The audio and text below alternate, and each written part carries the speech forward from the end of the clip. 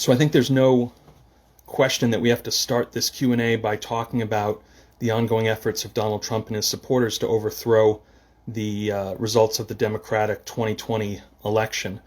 And I want to start specifically, before I get to your questions, by talking about a few items in the news and how I think they're connected to, what many refer to as this ongoing quote-unquote coup story. Number one, Rudy Giuliani has COVID-19. He's hospitalized in D.C. Jenna Ellis has just announced that she has COVID-19. I think it's important for us to understand that we only heard about Rudy Giuliani having COVID-19 from the president through a tweet, and really only when he was hospitalized. So it's likely that Rudy was sort of taken out of the game for health reasons as one of Trump's only two really remaining attorneys in this what I think we can call an ongoing coup attempt, well before the period that we actually heard that he was sick. So it would seem like it's been a number of days that Rudy Giuliani has not been participating in this effort. The same may well go for Jenna Ellis. I assume that she didn't know that she had COVID-19 when she went, I believe it was last Friday, to a White House Christmas party with senior staff and was mingling there. So I'm sure she learned pretty recently that she had COVID-19. But the important thing to understand is that Donald Trump has really trimmed down his team. Sidney Powell was essentially let go by and large for being crazy. She's also Michael Flynn's attorney, so it may have seemed unseemly for her to be Donald Trump's attorney at the time that he pardoned Michael Flynn at the request of Sidney Powell, who was giving him free legal services at the time. That might be seen as some sort of a bribery case. So there might have been a lot of reasons for letting Sidney Powell go, besides her appearing, at least in public appearances, to be mentally unstable in some way. But Joe DeGenova and Victoria Tonsing, who were at that now infamous press conference where Rudy Giuliani had something dripping from his face, have clearly been sidelined. If you've read my book, Proof of Corruption, from September of this year, you understand how dangerous those two people are and how dangerous it is for Donald Trump to allow them to be in the forefront when they were involved in the Ukraine scandal to the intense and persistent degree that they were. So Jenna Ellis and Rudy Giuliani were really his two attorneys, and now they're both struggling with COVID. Rudy perhaps for some time, and he is now hospitalized. What does this mean? Well, what it means is that Donald Trump has to take a more active role himself in what is actually a pretty small effort in terms of the size of the team to overthrow the Democratic results of the 2020 election. We know he's called himself at least 3 states, partisan elections officials, to try to convince them not to certify votes, in Georgia to call a special session of the legislature to overturn the results of the election in Georgia. Andrew Weissman was on MSNBC last night. He was on Robert Mueller's team for years, indicating that there's a slew of federal criminal statutes that would appear to potentially be violated by Donald Trump's actions and any of these elections officials who go along with this would-be coup conspiracy, all the way up to, I think, an open question of whether even a federal criminal statute like sedition could be in play here. And I think there needs to be more conversation about that. So Donald Trump has asserted more direct control himself. Well, why is that important? Well, number one, it means that if you thought the effort was unhinged before, it's going to be going into the stratosphere, is what we would have assumed based on Rudy Giuliani and Jenna Ellis getting sick, because now Donald Trump is essentially calling the shots, and he increasingly, many would say he has for his entire presidency, but I still think you would say increasingly betrays evidence of real psychological decline since his loss. He really seems unhinged. I would actually say his Twitter feed is a whole different character than even it was during his presidency in terms of the persistence and the vileness and just the detachment of reality of every single tweet, not just occasional tweets. So it's in this context that we get this Texas lawsuit that I know people want me to talk about. The first thing you have to understand is that Texas has sued the states of Michigan, Wisconsin, Pennsylvania, and Georgia, saying that the election processes in those states were illegally changed by either executive fiat or by judges prior to the election. The case has been brought by the Attorney General in Texas, Paxton. And what you need to know, what you need to know about Paxton is that, number one, he's a close friend of Donald Trump. Paxton has bragged about the fact that essentially, Trump has him on speed dial and calls him at home. This is the Texas Attorney General. This is not a federal official. This is a state official. So that's very unusual. So Paxton's very proud of the fact that they're friends. Paxton also has been under indictment for securities fraud since 2015. That's a pending case. Now, more recently, more recently, 8 of his deputies, Paxton's deputies, accused him of using his office to benefit political donors. And that's being investigated by the FBI. So that's a potential federal case. I think you might see where I'm going with this. Donald Trump is going to issue a slew of pardons. Many of them will be preemptive for charges that haven't been brought yet.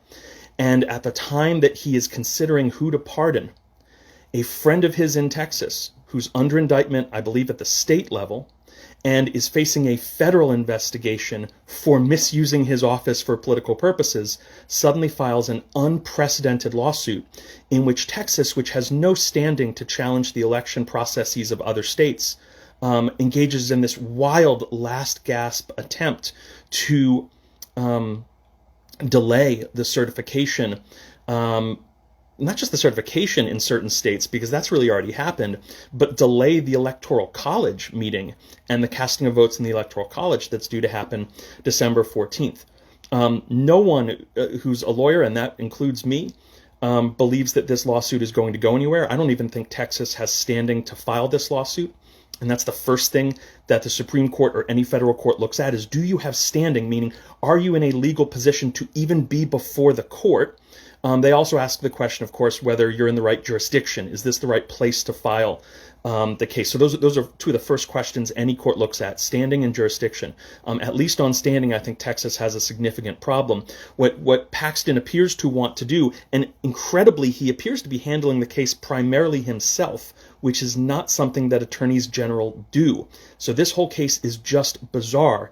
And given that we know that Trump is getting more involved in this coup attempt because he really has no lawyers right now, that he's making all these phone calls to individual states, that Paxton says, I am on a regular sort of phone relationship with Donald Trump, it does create a concern that Donald Trump is directly instructing this sort of wild lawsuit from a friend of his in Texas who would benefit from a preemptive pardon a few weeks from now. I'm not saying that's what happened. We have to go from the evidence. We don't know that happened. That's a concern. And it would be a concern for any federal investigator. It should be a concern for any journalist. Have there been communications between Trump and Paxton? Does Paxton has he at any point lobbied for, directly or indirectly, a pardon regarding this ongoing FBI investigation against him, initiated by reports from 8 of his deputies? But this Texas lawsuit, just again to underscore it, it's going to attempt to rest its argument almost certainly on Bush v. Gore, a case where the Supreme Court in 2000 explicitly said that its reasoning in that case had no precedential value. The Bush v. Gore court told all future litigants, and all future Supreme Courts for that matter, that its reasoning in that case should never be cited again because the circumstances were so particular. Well, what are Republicans doing? They're going to cite Bush v. Gore, which stood for the narrow proposition in that situation in 2000 that different counties within a state could not have any differences in their counting protocols, as that would violate the 14th Amendment, which gives equal protection to people who live in different counties and, frankly, different states in the United States, along with many other equal protections. I'm just giving that one part of it. Bush v. Gore is considered one of the worst decisions in Supreme Court history. The justices who were behind that decision appear to have been ashamed of their decision. That's why they said, and we've never seen this happen before, please don't ever quote this case again. And that's what Paxton's going to do. So this Texas lawsuit is unprecedented. There's a lot of appearance of corruption behind it. It's not likely to go anywhere. And it also might be connected to the fact that Donald Trump is now more directly and recklessly involved in this coup attempt, given that he has so much to offer the people who he wants to assist him, given that he, as I've described in the Proof Trilogy, engages in bribery as a course of the regular course of business and the regular course of his political career.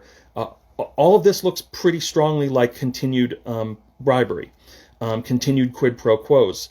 And so it's also in that context that we get this incredibly concerning tweet from the Arizona GOP today, in which it asked publicly on Twitter from its official account whether Republicans were ready to die for Donald Trump. That's pretty terrifying. That seems like a direct incitement to political violence. Obviously, the Arizona GOP account should have been suspended immediately from Twitter. It doesn't appear that happened. I don't know, when I last checked, that there was even any special notation on that tweet from the Arizona GOP. But again, if Donald Trump is calling multiple states partisan elections officials, you have to ask, what contact has he had with the Arizona GOP? And was it subsequent to those conversations that the Arizona GOP publicly put out a call for what appeared to be political violence? So this is really concerning. That's different from saying that it's going to be successful. There's no evidence Donald Trump is going to be successful here. He has filed approximately 50 lawsuits. He has one win on a highly technical issue about how close vote counting observers could be to the vote counting. I think they got an agreement to move from 10 feet to 6 feet, and so Donald Trump, quote unquote, won that case. He's lost everything else. So it's not so much that we need to be concerned. It's that if you, like me, believe in equality under law and the rule of law and everyone being treated equally, you want all of these people to be investigated for the federal criminal statutes that Weissman talked about yesterday, potentially for bribery, potentially even for sedition, because that's what the law says should happen. Not because they're Republicans, but because that's what the law says should happen. So I do see those things as connected. Let me make one final point, and then I'll try and get to your questions, because I know that there were some ones that people asked me on Twitter and ones that people are asking me here. The Galactic Federation. This is an NBC News report regarding reporting in the Israeli media, at the very highest level of Israeli media, the Jerusalem Post, which is essentially their New York Times, reports that a man who is widely respected in academia and who spent 30 years in the Israeli government and most recently worked as their space security chief, a guy who's won awards, a guy who's widely respected, says that there was contact between an alien federation and the United States and Israel starting many years ago. And I don't want to go into too much detail because I don't believe this story. I don't believe this man. That doesn't mean I don't think there's intelligent life. I actually think most smart people believe that somewhere out there is intelligent life. But I don't believe that this story is motivated by anything but, to be honest, the fact that this man has a book coming out. I think this, he was asked, why are you disclosing that you have this knowledge of contact between aliens and Israel and aliens and the United States now? And he said, well, because I'm more respected in my field now, so I can say it and I won't be immediately dismissed as a crank or a liar or as he put it, an insane person. But maybe he shouldn't have revealed it right when he was plugging a book, because I think that was ill-advised if he wanted people to believe him and take him seriously. But what does this have to do with Donald Trump? Well, I will say NBC News reports that according to this Israeli government official and this decorated academic and Israeli public servant, Donald Trump has knowledge of the aliens. So obviously Trump gets brought into it in that way. Everyone does know that Stephen Colbert did an interview with Barack Obama recently in which Obama said he did inquire about unidentified flying objects and so on. And Colbert said, well, can you tell us what you found when you inquired within the government while you were president? And Obama's reaction seemed oddly, not just cagey, but he didn't smile as much as you thought he would when he said, I can't tell you. So people are certainly passing that video around more. But here's where I think it's relevant to Trump. And I'm not speculating or prognosticating on what's going to happen. I would just say this. I don't believe the story at all. I do think Donald Trump could probably use this false story to his benefit by at some point down the line, as he gets more and more desperate to stay in power because he's worried that he's going to be prosecuted, does he start falsely teasing some information about UFOs or aliens? I hope that doesn't happen. I'm not predicting it'll happen. But now that he's running the show himself, and given how mentally unstable he is, you just feel like anything's possible. So there's a possibility that we haven't heard the last of this ridiculous Galactic Federation story. All right, so a few questions people asked me. Do I prefer Coke or Pepsi? I prefer Coke. Someone asked me, what's the hashtag that you use when you post music on Twitter? The hashtag is an acronym for Sleep Well and Wake Brave, a phrase that I often use at the end of the day when I post music on Twitter. So I made it into an acronym, and I now put that hashtag with that acronym under most of the music I post so that people can sort of find music that I've posted. Let's see. So let me get to some of your questions here. Why wasn't Proof of Corruption more of a bombshell in the mainstream media? So Proof of Corruption is my 2020 book, was released 90 days ago. I think I can say, I mean, obviously I wrote it, and so I'm biased, but I think actually anyone who's read it would agree that that book is filled with scores of bombshells that should have been major breaking news, not because I have my own sources, but because I was curating in that book 5,000 major media investigative reports that are reliable, that have previously been published with editorial oversight and substantial financial resources behind them. And some of those stories had fallen through the cracks to the point that they had never appeared in mainstream media. They'd never gained public consciousness. And I'm curating them all in one place in Proof of Corruption. That book is a jaw-dropper to read, not because of my great artistry as a writer, but because of the information that I was curating. Why didn't it become a bombshell? I don't think that's for me to say, but there are many ways in which I've talked about corporate institutional media being broken. And one of the ways it's broken in terms of how it handles books when they're released, particularly nonfiction books. I think we've all seen that there's a tendency in media to chase celebrity tell-alls in political nonfiction. Omarosa, Cliff Sims, Michael Cohen, John Bolton. Kellyanne Conway just obscenely got a multi-million-dollar book deal despite the fact that she's sort of universally understood to be a liar, whose book almost certainly will be entirely wall-to-wall dishonesty. Got millions of dollars for her book, and she'll be on every talk show and interview program when that book comes out. So book publishing is complicated. I don't think that Americans hear, and this isn't really about my book, it's about political fiction generally. We don't really hear about the books that are most illuminating of our current political realities. We hear about the celebrity tell-alls. So maybe Proof of Corruption partly fell prey to that, but that's a longer conversation. I don't want to focus on it too long. If called to testify using your proof books in court against Trump for foreign policy quid pro quos with Russia, Israel, Ukraine, Egypt, UAE, etc., would you? I mean, obviously, I would always obey a subpoena. I'm an attorney. I have used investigators to serve subpoenas. I've been a subpoena process server myself at the federal level in D.C. as a criminal investigator. So you won't see anyone with more respect for subpoenas than me. But having said that, to the person who asked this question, I won't be asked to be a witness because I'm a meta-journalist. I'm a curatorial journalist. I do not have secret sources that funnel me information. There may be other people out there who claim that, probably falsely, and who that's their thing.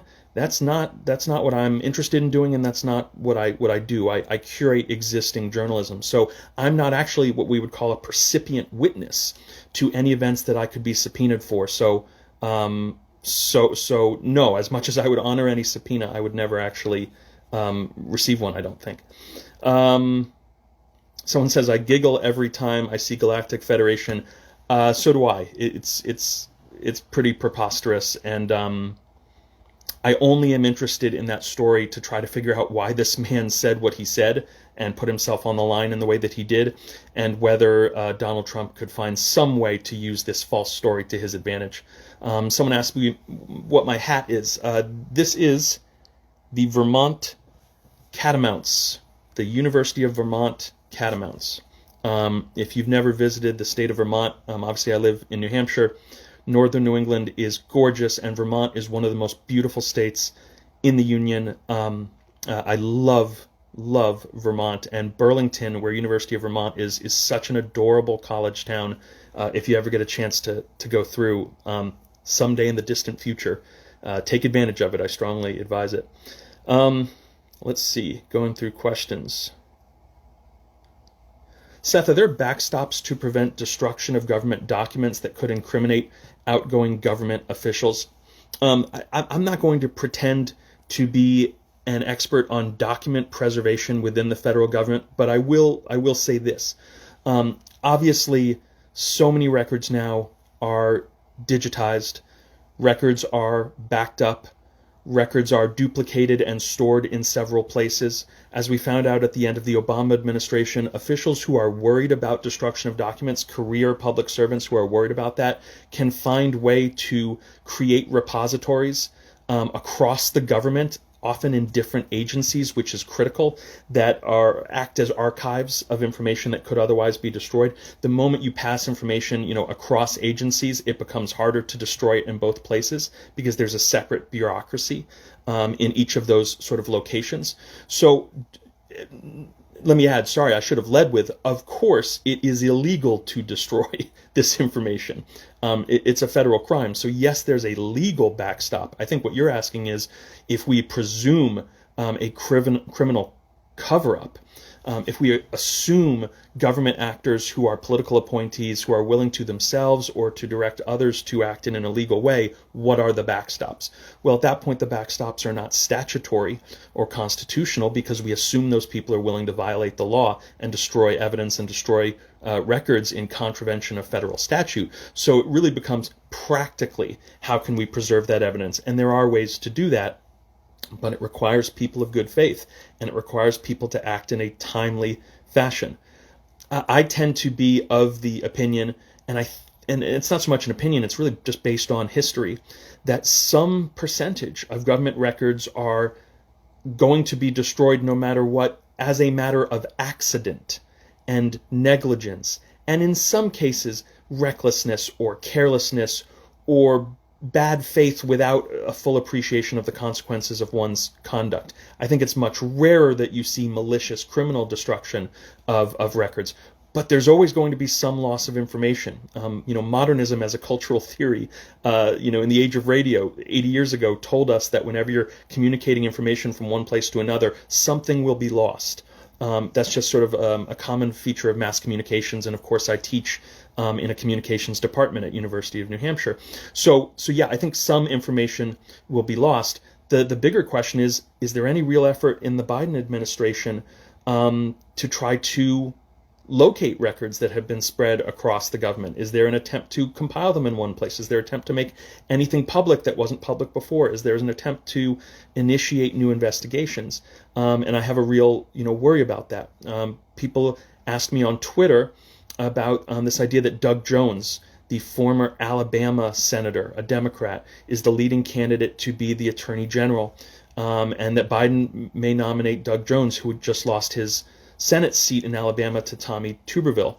Let me just briefly say, Doug Jones is a very good man. He had a very honorable career as a federal prosecutor, and he did that strangest thing you can imagine when he entered the Senate after beating Moore, that weirdo, and for some reason Moore's first name, Roy Moore, in Alabama, just a very strange man who had all sorts of allegations against him involving children and other improprieties and improperly mixing religion and his government service.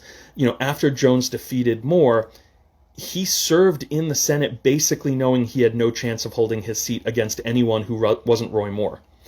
And nevertheless, Doug Jones acted honorably and voted his conscience for years. He didn't say, well, I've got to vote a certain way, I've got to act like a Republican or I'll lose my seat. So I have enormous respect for Doug Jones. Joe Biden would probably want to pick Doug Jones because Doug Jones is respected in the Senate.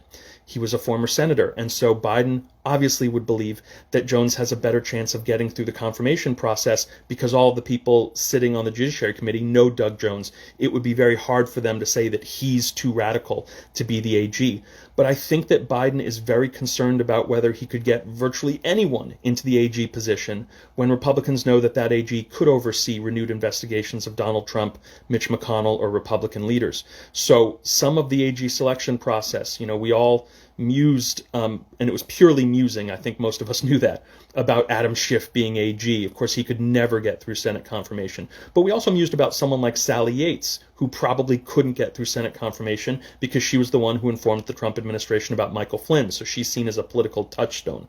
Biden wants a basically non-controversial pick for AG. I understand why. I understand the calculation. But I do worry about whether this is the beginning of a sort of tenor within the DOJ that basically says let's move on from the last 4 years and not uphold rule of law by unearthing, fully investigating the corruption of the Trump administration. Let's see. Do you sleep well?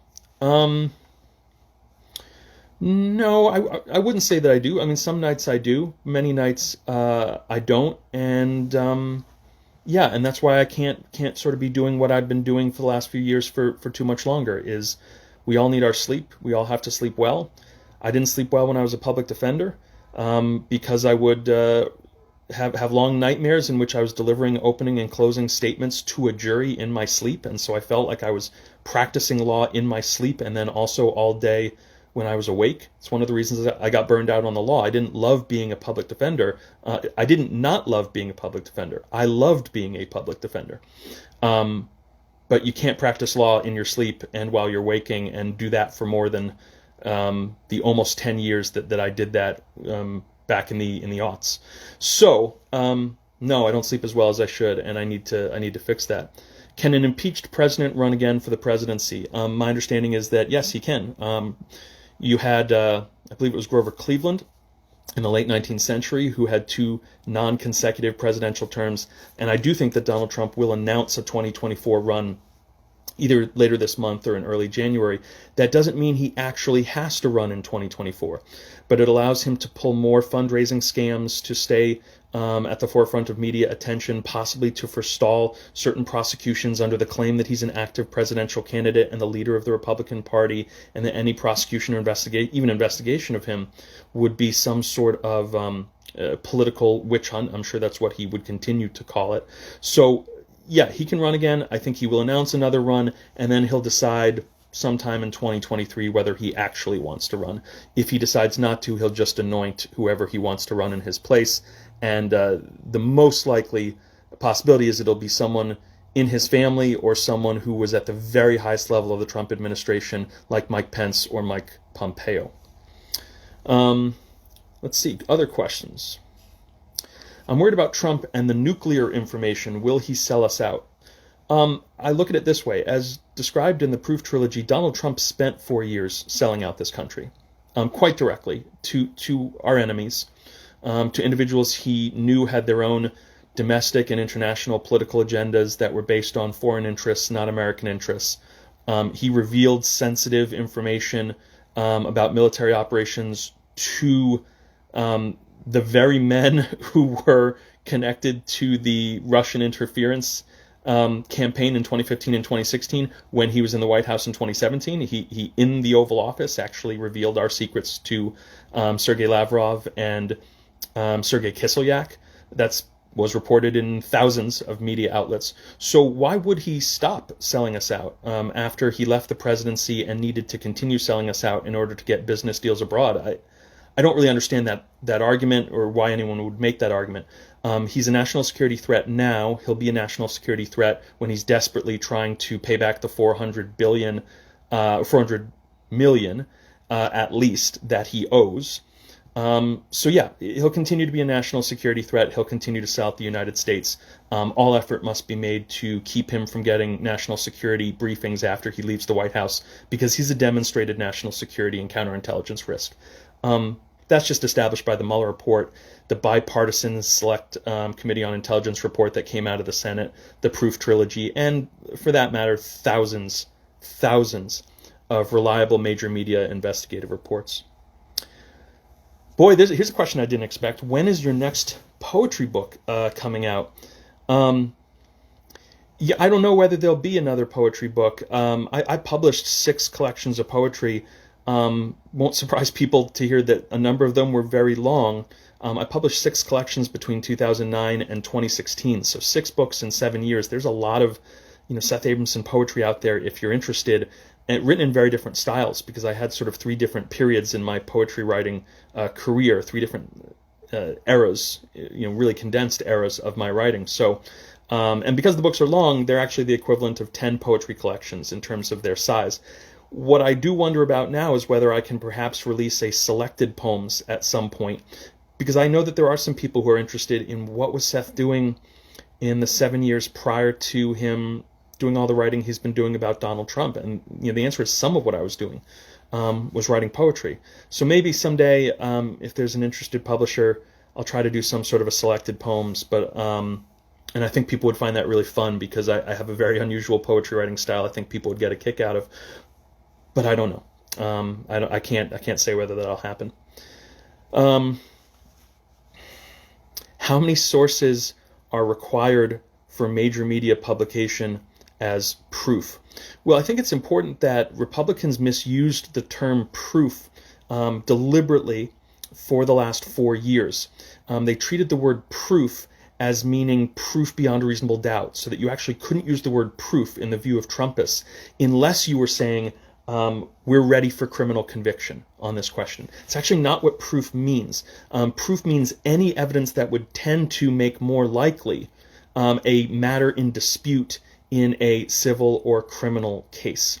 So when I wrote proof of collusion, proof of conspiracy, proof of corruption, each major media publication, well-financed, with an editorial structure, with a talented journalist writing under their own name, buttressed by hundreds of other reports on a similar topic, that network of reliable major media information that I was collating formed a network of proof. Each node in that network was evidence tending to support a question in dispute in the Trump-Russia, and then later the Trump-Ukraine, Trump-Turkey, Trump-Saudi Arabia, Trump-Israel, Trump-UAE, Trump-Egypt, and so on investigations. Actually, one piece of testimonial evidence, one piece of documentary evidence, one piece of material evidence, these are legal terms, can be proof, right? It's proof tending to suggest that something is true. And then you get more and more proof, and you start to reach the various legal standards. The lowest legal standard is reasonable suspicion, considered insanely low in the law, because it's simply the amount of evidence you need to have to start an investigation. Probable cause, also considered to be almost jokingly low as a standard of proof in the law, is the standard of evidence that you need, the amount of proof that you need in order to arrest someone. In a civil case, to win that case, you need what's called preponderance of the evidence, which is 50.1% evidence that you're correct. Still considered a very low standard, actually, because it's just what we call more likely than not evidence will win you a civil case.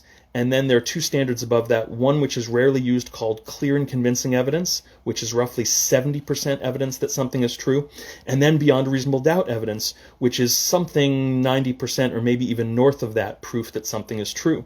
So you can understand why Trumpists wanted the word proof to mean proof beyond a reasonable doubt, because that was them saying you can't even talk about something unless it's 90% or more certain that it happened, and then they would also reject any type of evidence that wasn't something Trump said directly.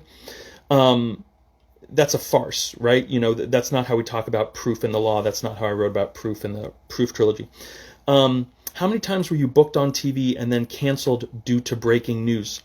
Well, first of all, that always happens, right? That's a very common event for anyone who's regularly appeared on cable or network news, to a lesser extent who's ever appeared on a podcast or Sirius XM.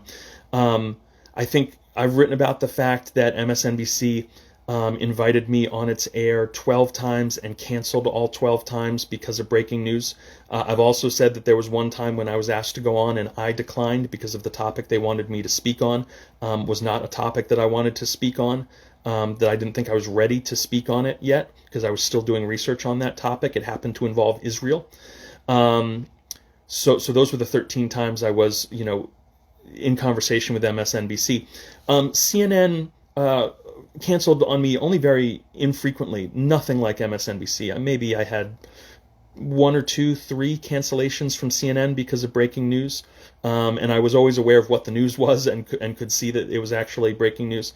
The BBC The most professional operation I've worked with, and the operation I've actually been on the most in terms of both BBC Worldwide Radio Service and also BBC Television, far and away the most professional outfit I worked with, and I believe the BBC, which I was on more than CNN or any other outlet, CBC, CBS, HBO, I believe the BBC canceled on me one time. So if that, I'm not even sure if it happened one time. So I think a well-run operation doesn't find itself regularly having to cancel guests, and you can make your own judgment on that basis about the cancellations that I had from MSNBC, and also the call that I received from the president of MSNBC, whose details I won't talk about, but yeah, I've spoken to the president of MSNBC. So let's move on from there. Let's see, other questions. Oh, shoot. Sorry, I'm trying to scroll down, and I'm still just trying to get good at this. Here's a really good question. Okay, so what's the difference between meta-journalism and being a historian? Those are two very connected things, and that's a very fair question. Historians write books, of course, in which they are drawing from a very large number of sources. And so therefore you say, why isn't metajournalism just being a historian? There is a certain sense in which a metajournalist is a real-time historian, whereas historians are sort of vertically looking back through history and taking sources, let's say, about the life of Jesus of Nazareth, let's say. And so they take sources from 400 AD, 700 AD. Vertically, they're sort of looking through history to see how someone was discussed, whether a definite historical figure or someone whose exact life is still a matter of some discussion. They look vertically through history. A metajournalist is likely to be writing about something as it is happening. So they are horizontally looking across continents and across media outlets, even within a given country, like the United States, to try to tell the story of what's happening as it's happening. So that's one key difference. But here's another key difference. The amount of information the metajournalist takes from each source versus the amount of information a historian takes from each source. A historian might write several pages of a book drawing from one source. A metajournalist is going to use so many more sources than the historian, they're probably only getting like a sentence or two, or at most maybe a paragraph from each source. Remember that the proof series is a trilogy, has 1,500 pages that are non-index pages, and there's 12,000 sources in those 1,500 pages. That is a sort of degree of sourcing that is well beyond what we find in history books, and it's partly because of a third difference.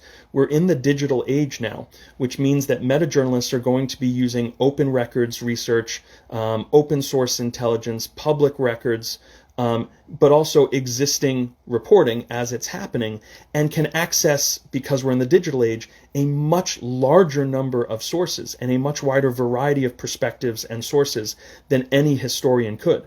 Mostly historians are not looking at the journalism of the year 300 AD. There was no journalism, or the year 1500. They are looking at the works of academics. And academics who work in a very narrow field. And so there's a fourth difference there, is you have a sort of commonality of assumption, a commonality of perspective, a commonality of institutional forces and culture in the sources that historians are using when they're talking about a very narrow topic, whereas the metajournalist is looking for as many different perspectives as possible across countries, across types of media outlets, independent journalists, corporate media entities, state-sponsored, media, just statements that people make that are confirmable. And so there's a diversity of sourcing that's different with metajournalism. But yes, they are connected endeavors, but they are not identical endeavors. That's the really short answer, right? There's a long answer, but that's the short one. Let's see. Someone agrees that Burlington is a fabulous small town. Yeah, Burlington, Vermont is really wonderful. The Trump vaccine scandal in which he took, this is the Pfizer case, in which he took less than what we needed, is that another quid pro quo? So those who haven't read much about this, Pfizer in, I believe it was June of 2020, offered a certain amount of prospectively offered a certain amount of coronavirus vaccine to the United States, and at Trump and his administration's direction, we declined the amount that now it turns out we absolutely will need, and as a result, there may be a significant delay in us getting all the vaccine that we could have gotten because of Donald Trump rejecting that request. I have not done enough research on that story, and it's a new enough story that I don't want to speak too much about it. But I will say that that refusal by Donald Trump and his administration came at a time when Donald Trump was doing everything he could, and this is discussed at great length in Chapter 42 of Proof of Corruption, which came out this last September. Donald Trump was doing everything he possibly could to underplay the seriousness of the virus. And certainly the number of doses of vaccine and the amount paid for prospectively a vaccine from Pfizer would have been a signal from the Trump administration of its level of concern and its level of focus on pandemic response, and probably would have been inconsistent with the messaging that we were seeing from Donald Trump at that point in time. So there's a possible political motive rather than a public health motive for the decisions being made at that point. Frankly, in doing research as I did for a year on the Trump administration's pandemic response and on the months before the pandemic started, the one consistent theme is Donald Trump never approached this as a public health issue, ever. He always approached it as a political question. So if there's an inexplicable public health decision being taken by the Trump administration, it's almost a certain bet that it was a political calculus that was behind it rather than a public health consideration. Metajournalism seems to be part of the so-called metamodern. Would you agree? Yes. Metajournalism is a metamodern subgenre of digital journalism. It is a highly optimistic brand of journalism that believes that we actually have too much great investigative reporting, not too little, but finds a way to generatively build something that is usable and important and accurate and informative out of that chaos. And I think what you often find with things that are metamodern is it is an attempt to reconstruct, that's a key word in metamodernism, something that is useful and hopeful and optimistic, if imperfect, out of a fully collapsed cultural sphere or the detritus of a collapsed information ecosystem. So in that sense, metajournalism absolutely fits within the metamodern. What's your opinion on the QAnon phenomenon? It appears to be a domestic terror movement that's being orchestrated from the man widely written about in the Philippines, who appears to be behind both the 8kun internet board on which Q really blossomed after first appearing on 4chan, and quite possibly, it's not clear, but it seems likely, appears to be behind the Q identity itself. So you do have someone who lives abroad, who's not readily subject to American jurisprudence, lives in fact in a country where a murderous autocrat, Rodrigo Duterte, is the tyrant and is a friend of Donald Trump. So it's not clear that there would ever be an ability for federal law enforcement to get its grasp on the man who is essentially behind the QAnon movement. The FBI has called it a domestic terror movement, but I think the way Donald Trump sees it, of course, is just as a way to rile up the base and get more votes for Republicans. So yes, do we have a political party and a political leader who is stoking a domestic terror movement because it thinks the party thinks and Donald Trump thinks it will gin up more votes for Republicans? Sure. Is that one of the most unpatriotic concepts I've ever uttered in being a political analyst for 25 years? Yeah, it's completely unthinkable that the Republican Party not only can't denounce QAnon, but that a QAnon supporter was just, with overwhelming support, sent to Congress, Marjorie Greene in Georgia. So, that's my thoughts on that. And by the way, Q has mentioned me, which is laughable, but I think also an indication that the Q mythology will pull in any name or event or person that it believes will even briefly get people engaged, excited, to sort of play along with what is fundamentally political LARPing, live action role playing. And I think that there's a way in which that's what QAnon is, but far more dangerous. What's your thought on DeSantis Florida Governor Ron DeSantis, and the raid on the scientist's house. This is a former, as I understand it, I think I have this right, a former Florida public health employee who, since leaving the government, has been compiling accurate data on the coronavirus pandemic in Florida and accusing Ron DeSantis' government of covering up accurate information about the coronavirus. Her house was, according to the video that she posted, just raided by state, I believe it was state officials.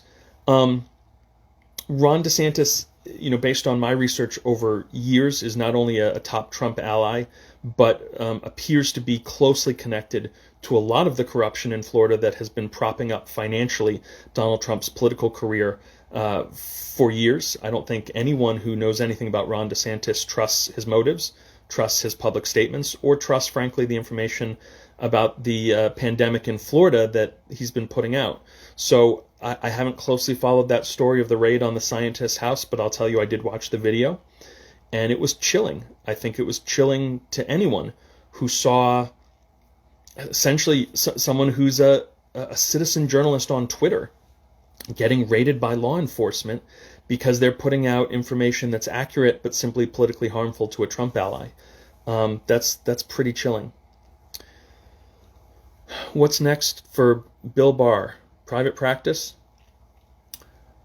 What's next for Bill Barr is cashing in, which is exactly what Kellyanne Conway is doing, and many of these liars, cheaters, unpatriotic schemers, and in some cases criminals, and I think that does include Bill Barr, will be doing. They will go on the lecture circuit, they'll go on the speaking circuit, they'll speak to corporate entities. They will charge obscene amounts to continue their immoral, unethical, unpatriotic,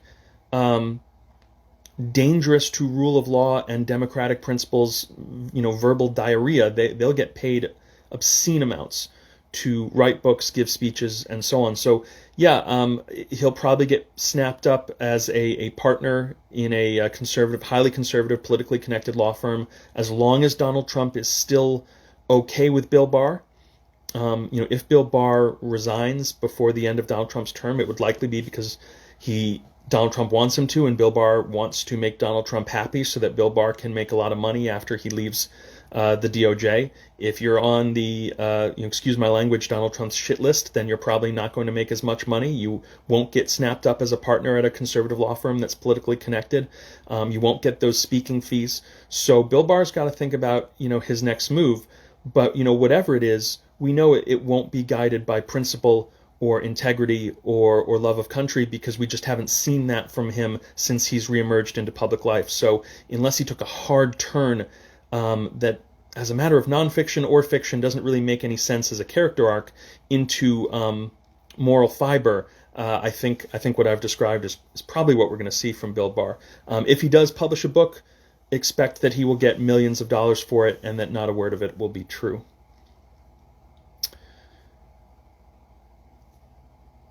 Do you expect Barr to receive a preemptive pardon? As I write about in Proof of Corruption, the most recent book in the Proof trilogy, and I don't want to get too deep into this because it is so complicated. That's why that book is almost 600 pages. But Joe DeGeneva, Victoria Tonsing, Donald Trump attorneys who were acting as intermediaries to foreign agents who wanted to interfere in our 2020 election, and were representing both Donald Trump and those foreign agents as sort of middlemen and a middle woman, in the case of Victoria Tonsing, to pass information about Joe Biden and possibly help orchestrate financial donations from these foreign agents. One of the things they were doing when they were selling their services abroad, DeGeneva and Tonsing, is they were bragging about how close they were with Bill Barr, as was Rudy Giuliani, consistently saying, we can, if you are an international fugitive who wants to donate to Donald Trump, who wants to try to gin up fake evidence about Joe Biden to interfere in the 2020 election, Giuliani, DeGeneva, and Tonsing were saying, we're here for you because we're Trump's attorneys, but we'll be your attorneys also. And we can get in front of Bill Barr. We can directly lobby Bill Barr on your behalf because he's a buddy of ours. And Bill Barr is a buddy of all three of those people, Giuliani, DeGeneva, and Tonsing. So if I were Donald Trump, and a criminal in the way that Donald Trump is, provably, based on all the evidence I've researched, based on the Mueller report, particularly Volume 2, but also the Select Senate Committee on Intelligence. Yeah, absolutely, I would pardon Bill Barr, because he's a major player in the facts that Donald Trump absolutely does not want to come to light under a Biden DOJ. Have I seen The Mandalorian? Yes, my wife and I watched The Mandalorian. We enjoy it. I think some episodes are stronger than others, which maybe isn't a surprise because they're all directed by different people, and because The Mandalorian really wants to spool out its story as a matter of narrative at a very slow, stately pace, and so there are some episodes that do more or less to advance the story. Sometimes you feel like The Mandalorian is sort of, as a show, is spinning its wheels a bit, which is something we say in fiction writing workshops, and also sometimes in poetry writing workshops, that you can sense that a narrative is kind of spinning its wheels, treading water. Sometimes I think The Mandalorian does that too much, but I do enjoy that show. It's a good show. What's Jared doing in Saudi Arabia? I talked about that actually during the last Q&A, where I was wearing the hat right there, the Philadelphia Flyers hat. So look for the Philadelphia Flyers live chat number 2, and I talk about, actually start that chat, I think, by talking about Jared, Saudi Arabia, and Qatar. It's on my Instagram feed.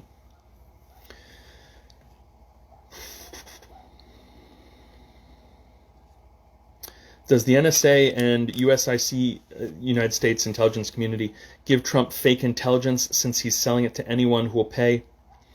That's the sort of speculation I think we need to steer away from. I will say this. We know from major media reporting that in January of 2017, there were actually communications between the United States intelligence community and Israeli intelligence advising Mossad to be careful about what information it gave to Donald Trump. That's reported by major media.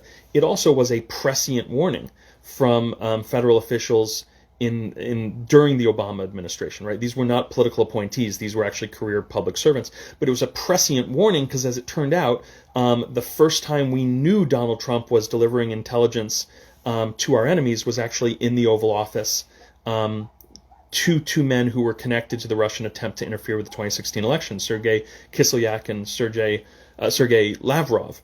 So the intelligence that Donald Trump divulged was actually Israeli intelligence that we were supposed to keep close, and instead he gave it to the Russians. So I know that there's been that concern about, be careful what you share with Donald Trump because it's going to end up in whatever hands he deems it should end up in to further his personal interest. But I would certainly not go far enough to say, I'm going to accuse on no evidence the NSA and the U.S. intelligence community broadly writ of giving Donald Trump fake intelligence. And I frankly don't think that they would do that because it's tremendously dangerous to give inaccurate intelligence to the commander-in-chief. Giving incomplete information is a different story, and that would be a separate conversation. But again, until we have evidence on it, it's not something I want to speculate on. Will Donald Trump keep his security clearance? Well, I mean, if past is prologue, the way things have worked historically, yes, he would have access to intelligence as a former president. Many former presidents don't make much use of that. I have a feeling Donald Trump would make a lot of use of that. And I have started saying actually years ago, and will say now, and will say forever, Donald Trump is a national security threat and a clear and present danger to the national security of the United States. He should not have a security clearance. He should not be given intelligence after he leaves the White House. That's one of the many reasons that the Biden administration must uphold rule of law and investigate Donald Trump's actions during his presidency, because it gives not a sort of wave of the hand justification for not giving him intelligence, but it clearly delineates, along with the Mueller report, the Proof Trilogy, other books on Donald Trump, the Select Senate Committee on Intelligence report about Donald Trump's actions and his fake foreign policy, which was actually just advancing his own business interests. All of that universe of information gives justification for, a necessary explanation for, not giving him the information he would normally get. If you don't conduct that investigation, you have no justification that you can give to the American people for in any sense whatsoever withholding evidence or information or intelligence from Donald Trump. And then you can expect, and I do expect, and I think everyone in the intelligence community would expect, that information will go directly to basically the highest bidder, with the bidding being who's willing to give Donald Trump a hotel or a licensing deal or a golf course in their country. Whichever country that is, Donald Trump will show up, fly to that country, and at some sort of a gala event or a party or a private meeting, we'll just start talking about the intelligence he's gotten from the CIA, the NSA, the FBI. That it couldn't possibly be more dangerous for this country. So I hope the Biden administration will really think about that. Jake Sullivan, the incoming national security advisor, follows my Twitter feed. Perhaps he's going to see this Q&A, and Jake, I hope you take that very seriously. The decision being made right now about whether to investigate what we know Donald Trump did and some of what we don't publicly know but the USIC does know about is a decision that will affect how much intelligence has to be given to Donald Trump during his post-presidency. Pie or cake, someone asks. Cake. Birthday cake. I love birthday cake, admittedly. Pie, it's kind of take it or leave it with me. Favorite pies, apple, Boston cream, pecan. None of those get me particularly excited. I always like birthday cake. I think it reminds me of childhood. Let's see. Other questions. Ooh, boy. I'm just kind of scrolling through here. Do you own any hats with poem lines or song lyrics on them? No, I think what you're going to find is that virtually all my hats are either sports teams or college hats. The closest thing I have is a hat that says Bard on it. And you may know that poets are sometimes referred to somewhat facetiously as bards. It says Bard on it because it's from Bard College. And sometimes I would wear that hat when I was a working poet, quote-unquote working poet, but a publishing poet, I'd wear that hat because I thought it was funny.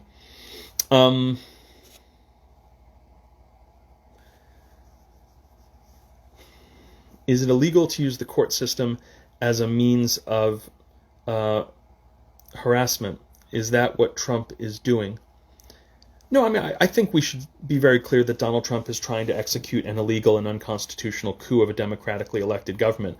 I don't think we downgrade it to harassment.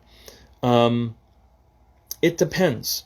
When you sue someone and it's a baseless lawsuit, often the other side, which has to defend the lawsuit, will get their attorney's fees from you if the court deems that your suit, in dismissing it with prejudice at a very early stage, if the court determines this is meritless, they might make you pay the legal fees of the other side. There are instances in which simply filing a lawsuit can constitute libel, and then you get a countersuit for libel from the person that you have sued, so that there are ways in which the court system can register that something is harassment.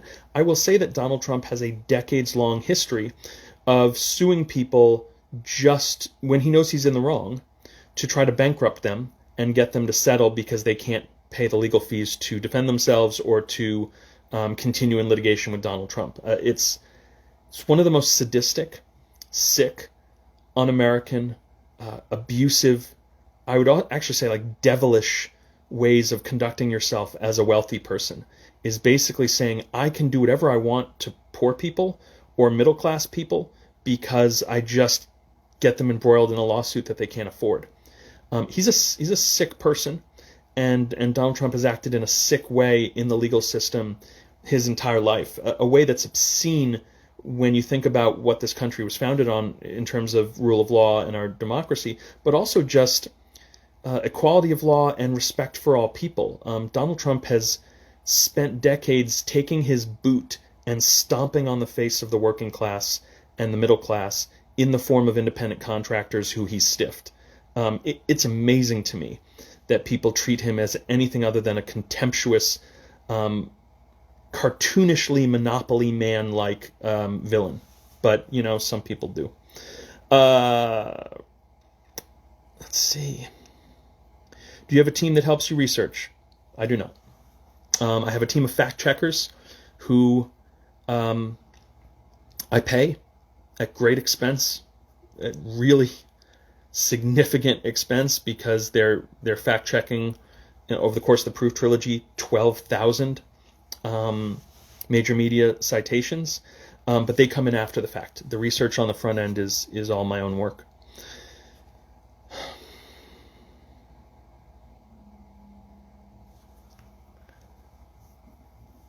That's very nice. My gosh, I could listen to you all day. I think you'd get tired of it much more quickly than you would think. I'm sure I could bring my wife on here and she'd say the same thing. Will the Biden administration be metamodern? No. And I actually just read an article by someone claiming that the Democratic Party, the sort of new coalition that's the backbone of the Democratic Party, as represented by AOC, is metamodern.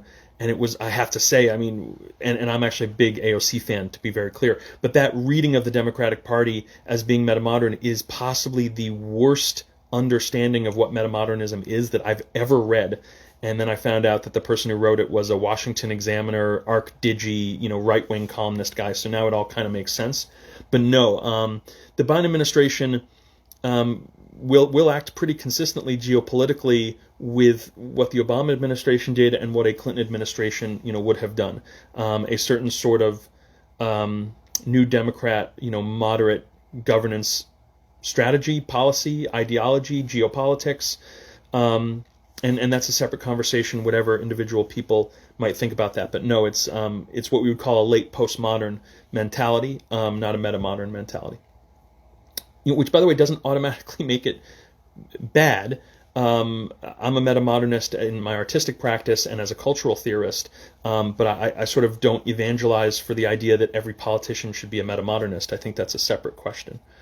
Frankly, political metamodernism is a separate topic that gets written about a lot in Scandinavia, but there's not a lot of research on or academic writing on political metamodernism in the United States, outside me talking about Donald Trump in some academic journals as a metamodern figure, but not deliberately so, a sort of accidental metamodern figure. Let's see. What's the last thing that made you laugh? Oh, man, I laughed. Oh, yeah, okay. No, it's just earlier today, because I laugh every day. I would basically think that there's almost no day when I don't laugh. Mark Maron. I watched a few lengthy clips, one about him thinking he was about to die on an airplane, and I laughed at that. So, yeah, actually, it was a Mark Maron clip.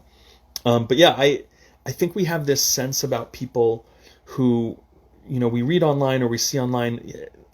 What I'd say to all of us, and I say this to myself too, let's remember that we're not really seeing much of a window into one another's lives. I get to see virtually none of your life, and you get to see this tiny window into maybe 2% of my life. And so because what you're maybe encountering my work on are very serious topics, and the Proof trilogy is really serious, my Twitter feed is often very serious, it can seem like that guy, he spends all day just grinding his teeth and staring in anger at his computer. Yeah, that's really not me. I'm someone who loves to laugh. I love watching comedy. Actually, the one thing I will say I absolutely detest personally is watching anyone be hurt or harmed. I don't watch horror movies. I don't like to watch anything in which someone is being mistreated or made fun of or taken advantage of or bullied. That, I can tell you, is something I try to keep out of my life altogether because it's so abhorrent to me and my worldview. But laughter, my father, who passed away in April of this year, was a very funny guy and loved to tell jokes, and I'm very much, my father's son. So, if the question, what's the last thing that made you laugh, was in any way, I'm not saying it was an ill-intentioned question, but if what was behind that is, I bet this guy doesn't laugh very often, you're really seeing just, unfortunately because of the internet, a very narrow window into my life and my character. Do you get blowback from the White House or Republicans? Well, the deputy press secretary of the White House, when I last checked, follows my Twitter feed. Kellyanne Conway followed my Twitter feed for years. So yeah, I certainly was known in the building. What's the phrase that they once used? That someone had been noted in the building. And there's no question, based upon the digital handling of my writing and my feed by people in the Trump administration and people close to it, like Mike Flynn or Sebastian Gorka, who have me blocked on Twitter, and Lou Dobbs, who has me blocked on Twitter, George Papadopoulos, who I used to have lengthy DM conversations with, trying to get him to come clean and give more information about his activities. I was actually one of the first 100 people that George Papadopoulos followed on Twitter. Now that's not blowback. That's sort of attention. I wouldn't say the blowback comes from the White House. I think the White House, I understand this is very self-aggrandizing to say, and so look, let me give that caveat. I'm biased in this, but I know what's in the proof trilogy. I know how damning those books are. People who've read them know how damning they are. I think Kellyanne Conway wanted to follow my Twitter feed for years, but also make sure that no one in the administration said my name, talked about the books, or gave the books any air whatsoever, because those books were the really dangerous ones to the White House, because they were factual and they were curated major media reporting, not tell-all books that the White House maybe pretended were somehow a threat to Donald Trump, but actually they just used for fundraising and got them some really salacious news cycles that were actually helpful for Donald Trump. The really damaging facts were in the proof trilogy. So I don't think they wanted to give me any blowback.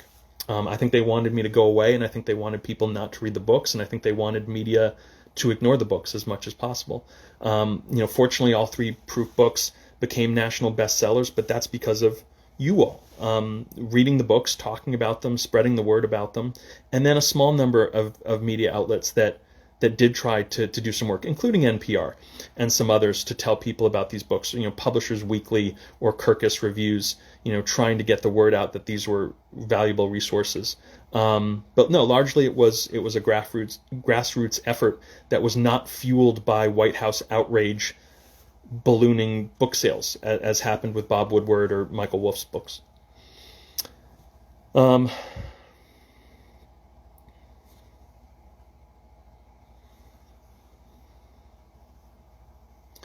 you wonder if Lindsey Graham cheated in his Senate race? Someone asks, since he won by 14% in a close race, quickly went to interfere with Georgia.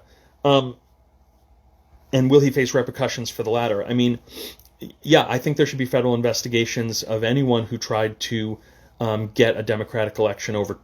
I mean, that used to be just the common wisdom among any lawyer in America, left or right. It's now considered a partisan view. But of course, Lindsey Graham should be investigated for that. Do I think he cheated in a Senate race? I have no idea. We have no particular evidence one way or the other about that race being anything other than as valid and as reliable as any U.S. race. I agree with those who say that there is some degree of accidents or hiccups that are negligible and don't impact the effect of the results of the election in every race, at the local level, the state level, the national level. Elections are complicated. A lot of people don't know. I actually really entered political journalism in the mid-aughts by focusing on voting rights, and I ran a site that was focused on voting rights. And what you found was, elections have numerous hiccups. What you're looking for is systemic misconduct or criminal activity by an individual actor. I think that we had that in 2004 in terms of the actions of Ohio Secretary of State Kenneth Blackwell, who moved voting machines out of majority-minority districts to create what ended up happening, 14-hour voting lines in Cuyahoga County in Cleveland. That's a story a lot of people don't know about, but it's actually how I sort of cut my teeth on political journalism back in 2004 and 2005. So we do sometimes come across malfeasance, even systemic malfeasance, but you have to have an overwhelming weight of evidence, because until you do, and that does not exist in this election, until you do, what you're probably looking at is either nothing, your own misunderstanding of how elections work, someone making an innocent error, or at worst, some sort of recklessness or malfeasance that affected a negligible number of votes. So no, I'm not going to come out and say, Lindsey Graham cheated in his Senate race. The results in South Carolina were deeply disappointing for Democrats, not consistent with the polling we saw before the election, sure. But that was true really across the country. There were a lot of polls that were off and a lot of places in which Republicans overperformed. So, until I see anything otherwise, I'd assume Graham was part of that completely understandable, natural, and non-illegal trend in the 2020 election. Do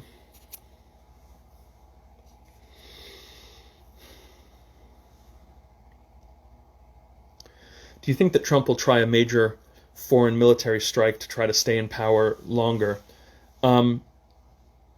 First of all, a major foreign military strike would not allow him to stay in power longer. It would be irrelevant. He can't declare martial law. He can't give himself emergency powers that would in any way affect the inauguration date or Joe Biden being sworn in at noon on January 20th, 2021. But do I think he might make some foreign policy decisions in the next 6 weeks that try to back Joe Biden into a corner and force this country into certain foreign policy outcomes and trenches in terms of thought and action in the future that would please Donald Trump's business partners and prospective business partners in Russia, the UAE, Saudi Arabia? Yeah, sure, he could do that. But that would not have anything to do with trying to stay in power. That would have to do with Donald Trump trying to strike business deals and make money abroad in a select number of countries who he can aid right now by essentially crippling U.S. foreign policy in a very particular direction. So that's sort of the big concern. Have you seen the movie Mosul? No, I have not.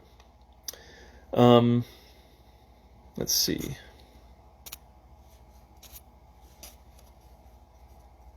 Did you enjoy Amsterdam? Loved it. Loved it. Loved everything about Amsterdam. And yes, because this might be part of the question implicitly whenever you say to someone, did you enjoy Amsterdam? This was many, many years ago. Did I get high in Amsterdam? I got very high in Amsterdam. And I went to the Van Gogh Museum with a friend. Both of us, extremely high, legally, obviously, because this was Amsterdam. And we went to the Van Gogh Museum with headphones.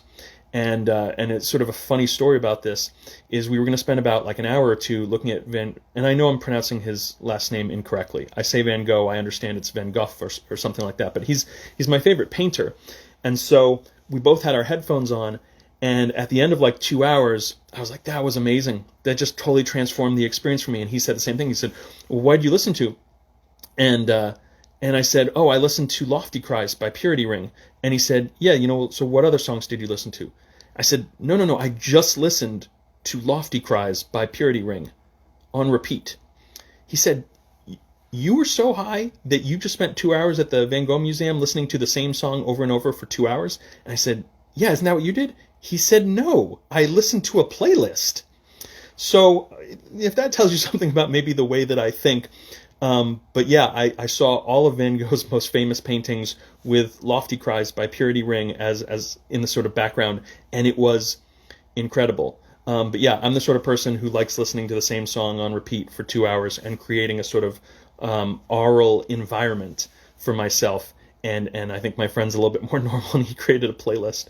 That's just one story from Amsterdam. Yeah, I also remember almost falling asleep in a Burger King, because I was so high and not, we'd taken edibles. I wasn't like processing them well. This is many, many years ago. This is the early 20s, maybe not that many, early 2010s. But yeah, I love Amsterdam. That was a great experience. And I was not high the whole time. I was actually sober for most of it, and just loved that city and would love to go back. Let's see. Someone says, I think Insta is a great platform for you, but I wish more were listening. Well, I mean, you have to understand that my Twitter following, which I'm really honored by, is whatever it is, 870,000 or something. My Instagram following is what it is. I don't spend a lot of time on Instagram, so I think not a lot of people know about these conversations. I can only ask anyone listening to, if you want, I'm not setting you a task if you don't want it, but if you want to spread the word about these live Q&As on Twitter or on Instagram, I hope you will, because not a lot of people are, it's going to be pretty intimate. It's me and, the 50 of you right now. Otherwise, because I do not have a huge following on Instagram. If or when Donald Trump announces his 2024 run, would this hinder any chances of any charges being brought against him? I mean, I think it would, and I think he knows that. I think he knows that if he's the active GOP candidate for president in 2024, basically unchallenged, which he would be, I think his attitude is, you can't try to incarcerate me at the state level or the federal level at that point, because you'd be incarcerating the current president, Joe Biden's, at that point, current president, Joe Biden's main rival. And that would look like something from an authoritarian regime. It would look like something that you find in a dictatorship, where the main opposition gets incarcerated. Now, it wouldn't be that. It wouldn't actually be that in any sense whatsoever. Prosecuting Donald Trump is simply upholding rule of law. But it would be very easy for Donald Trump to make the case that if I'm Joe Biden's chief opposition for the 2024 election, you can't investigate me, you can't prosecute me, you can't incarcerate me, or you're risking political violence, you're risking a real breakdown of civil society. And that, I believe, is one of the reasons he will declare for 2024 whether or not he intends to follow through on it, a decision he doesn't have to make until 2023. Strategically, it's the right play for him. And actually a pretty obvious play for him. So yeah, I think he will announce for 2024, and I do think it will hinder the chances of charges being brought against him. And do I think that that's obscene? Yes, because I'm not a politician, I'm a lawyer, and I believe in rule of law, not the rule of political efficacy. And that's always going to be the way I am. And if some people think that I'm not a realist because of that, call me not a realist. I'm proud to be a lawyer, I'm proud to believe in rule of law, and proud to believe in equal justice under law. I make no apologies for saying that is the value upon which this country theoretically was founded. We didn't honor equality under law, we still don't, but it was at least the principle upon which the country was theoretically founded, and it still is the bedrock of our civilization. And so... Yeah, him declaring, as sort of another Trumpist scam that he's going to run in 2024, which he might not ultimately do, but announcing it, I think that should be ignored by state prosecutors, ignored by federal prosecutors. And if you do anything but ignore it, you're not doing your job, and you should be fired, because your job is a very specific thing when you're a federal prosecutor, and it's not to lick your finger and put your finger in the wind for either side. No matter which party is in power. You don't lick your finger and put your finger in the wind if you're a prosecutor or you're in the wrong line of work. Period. Just rewatched The Royal Tenenbaums with my husband because I mentioned, I assume you're saying that because I mentioned I was a huge Wes Anderson fan, and we both thought it was better than we remembered. Yeah, my wife and I just rewatched it also, and we thought it was great. And I have to say, this might be controversial. This might be the most controversial thing I say. I rewatched The Life Aquatic with Steve Zissou, and I thought it was really good. I thought it was better than I thought it was the first time. I know that is not considered to be one of the great Wes Anderson movies. It tends to rank among all his movies in the bottom third. I think it's really underrated. So if you want, Rebecca, consider, you don't have to, but consider rewatching the Life Aquatic and see whether you agree. I'd be interested to hear. Let's see. This person clarifies the laugh question was more of concern. Glad that you laughed off. No, I appreciate that question. I think it is important to laugh every day for all of us, particularly now. And it's hard. It is hard to laugh every day, given the horrors we're living through. So, all right. Let me take like two more questions because I know we're sort of running long here. Careful with the edibles, dude. When I tried them, I was seriously high for 3 days. Okay. Without going into too much detail, one of the reasons that I have not consumed or vaped or smoked in a long time, a very long time, years and years, frankly, since before I was at UNH, to be very clear, I've been stone cold sober since I got to UNH. Not that I got high that often prior to that, I didn't, but it's because I had a bad experience with edibles, a really worst night of your life type experience with edibles. And so I agree with you. I think you have to be so careful with edibles. And obviously they're now legal in so many states, and so we have a lot of people trying them for the first time. You can have the worst night of your life with edibles if you don't treat them with enormous respect, and that happened to me, and that's why that part of my life is very much in the past now. Honestly, because when people ask me what was the worst day of your life, that was the worst day of my life. So anyway, I hear you on that, and I'm glad that you mention it so that I can say to people, if you're in a state where that's now legal, treat edibles with real respect. You don't know how your body's going to respond to them, particularly if you have any GI issues.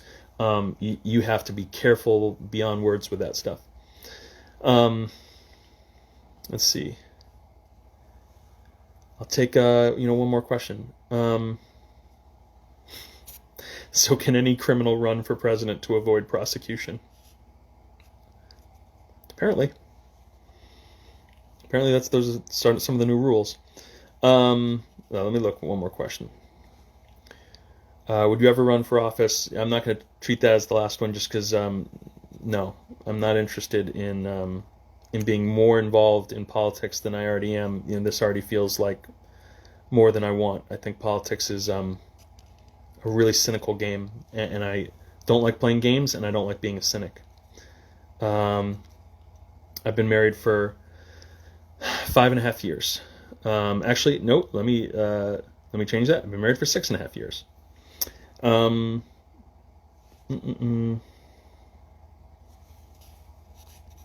right, just looking for one last question here.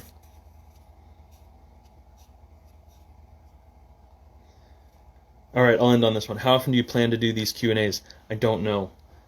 I'm just trying something new, honestly, and we'll see where it goes. I don't plan things out necessarily in that way. I just sort of see what feels right. So I really appreciate everyone coming to this third Q&A. I'm going to try to title these just as a way that makes it easier for anyone who happens to be sort of looking back at any question I answered in the past. I'm not presuming that people will be going or looking into the archive of these Q&As, but you'll always be able to distinguish them by the hat. And I'll put that in the title of the Q&As if that helps. Okay, really, really great talking to everyone. Have a great night, and hopefully I will talk to you again soon. Take care, everyone. Bye.